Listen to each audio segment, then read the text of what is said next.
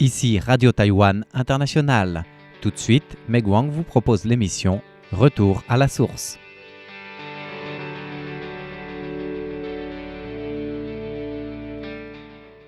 Bonjour à tous, notre émission d'aujourd'hui est consacrée aux inquiétudes des pêcheurs taïwanais quant au projet de rejeter des eaux usées de Fukushima en mer par le Japon.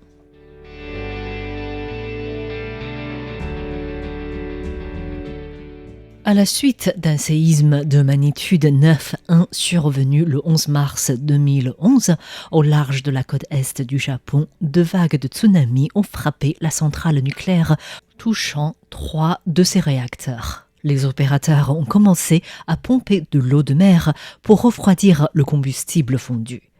En 2023, le processus de refroidissement est toujours en cours et produit plus de 130 tonnes d'eau contaminée par jour. Ainsi, depuis plus de 12 années, plus d'1 300 000 tonnes d'eau contaminée ont été utilisées, traitées et stockées dans un parc à réservoir de la centrale.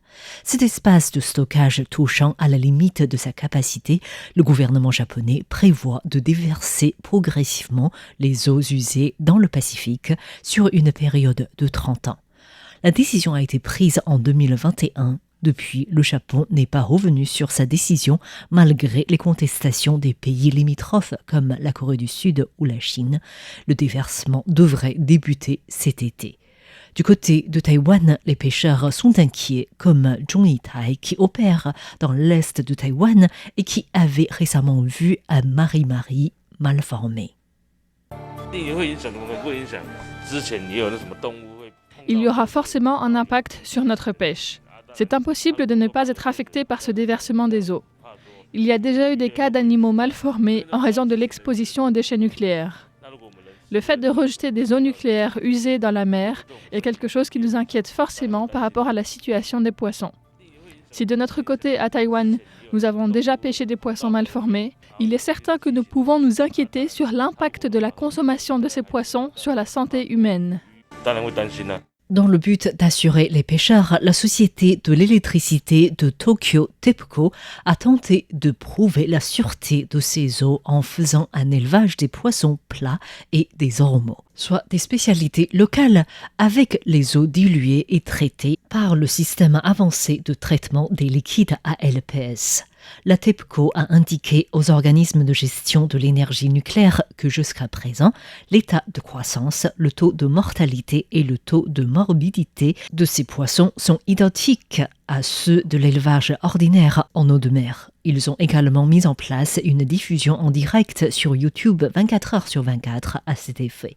Mais récemment, les journalistes des reporters ont constaté que les rapports du Japon n'ont pas été renouvelés depuis février 2023.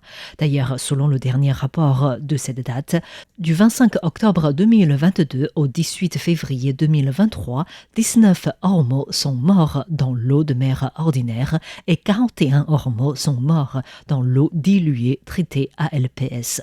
C'est-à-dire que le taux de mortalité des ormeaux dans les eaux usées nucléaires diluées rejetées en mer est le double de celui de l'eau en mer ordinaire.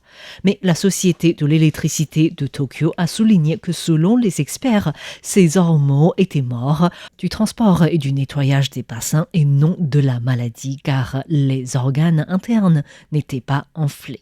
Yanagi Takayuki est un membre de l'association de pêche du port Onala Mauo qui se situe à 50 km au sud de la centrale nucléaire de Fukushima. Selon lui, 12 années après la catastrophe, la vente des produits aquacoles de cette région n'est que toujours de 20% de la situation d'avant. Pour lui, les élevages des ormeaux de la TEPCO ne peuvent pas complètement faire dissiper les doutes. Mes doutes ne sont pas entièrement dissipés car le nombre de poissons et d'ormeaux utilisés dans les expériences n'est pas très élevé et la période d'élevage n'est pas très longue. Pour connaître l'impact réel des eaux usées sur les poissons, il est nécessaire de mener une observation sur le long terme. Par exemple, quelle est la durée de vie d'un poisson ? Ou bien y a-t-il un changement dans la capacité de reproduction par rapport aux poissons normaux ? Il n'est pas possible d'obtenir une réponse définitive sans une longue période d'observation. Mais dès lorsque les eaux usées seront déjà déversées, il sera difficile de régler les problèmes lorsqu'ils surviendront. Le port de pêche de Nanfangao dans le comté de Yilan, situé sur la côte nord-est de Taïwan, est l'un des 3 principaux ports de pêche de Taïwan. Il est situé à l'intersection du plateau continental et du talus continental. Et en raison de ces excellentes conditions géographiques, les prises y sont abondantes. La production de maquereaux ici est la plus importante à Taïwan. La valeur annuelle de production de ce poisson représente plus de 3 milliards de dollars taïwanais, soit plus de 900 millions d'euros. Tsai Qingyuan, président de la coopérative de pêche de Soao, reste également inquiet. Les maquereaux que nous pêchons proviennent du Japon et se déplacent vers le sud. Les poissons migrent près des îles Pengjiaoyu et dans les eaux à l'est du port de Suao seront affectés.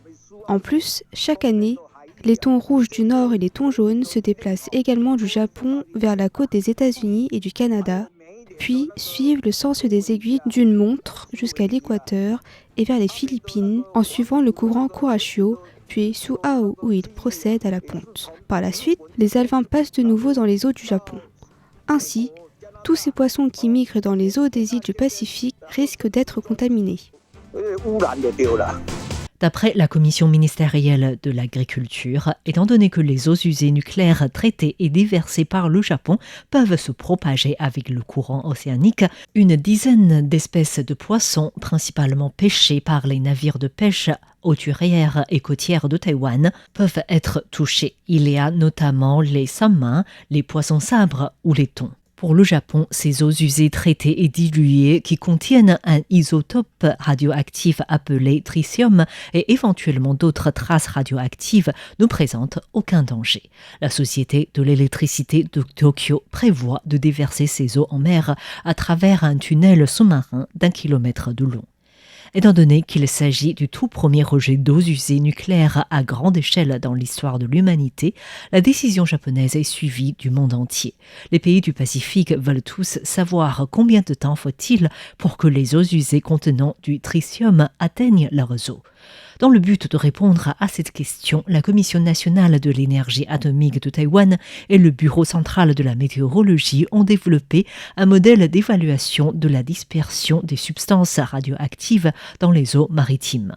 Les calculs ont été faits en se basant sur la simulation des données des courants océaniques pendant 10 ans après la catastrophe nucléaire de Fukushima en 2011. En suivant les courants, les eaux contenant du tritium peuvent atteindre les eaux de Taïwan environ 1 an après le déversement. La concentration des eaux usées contenant du tritium la plus élevée devrait arriver dans les eaux de Taïwan d'ici 4 ans. Selon les simulations, étant donné que les eaux déversées s'orientent d'abord vers la côte ouest des États-Unis et du Canada en suivant le courant Kuroshio, la concentration du tritium une fois à Taïwan sera plus faible, même plus faible que la valeur du tritium qui existe naturellement dans les eaux taïwanaises, comme l'explique Jiang Yu, chercheur de la Commission nationale de l'énergie atomique. Le tritium existe naturellement dans les océans. D'après nos calculs, d'ici 4 ans, lorsque la concentration de tritium sera la plus élevée en arrivant à Taïwan, sa concentration sera finalement inférieure à 10 puissance moins 6, donc moins de 1 microbecquerel par litre. La valeur naturelle des eaux taïwanaises est de 0, quelques becquerels par litre. Ainsi, la quantité de tritium des eaux déversées ne sera que de l'ordre de 1/10 millième, voire 1/100 millième du niveau naturel de tritium dans les eaux taïwanaises.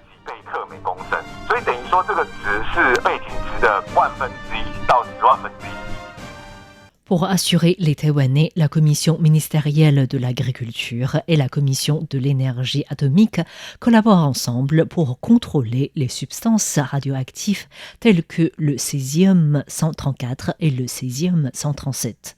Les autorités taïwanaises envisagent de faire des contrôles tous les mois par région et en fonction des prises de saison qui devraient couvrir 95% des captures côtières et hauturières, soit environ 428 espèces de poissons qui seront concernés. Le nombre de contrôles qui était de l'ordre de 500 par an passe à 3000. Outre les prises, les autorités entendent contrôler également la qualité des eaux. Le gouvernement a déjà établi un système d'analyse de radiation des eaux environnantes de Taïwan. 320 prises et de contrôles devront être menées cette année.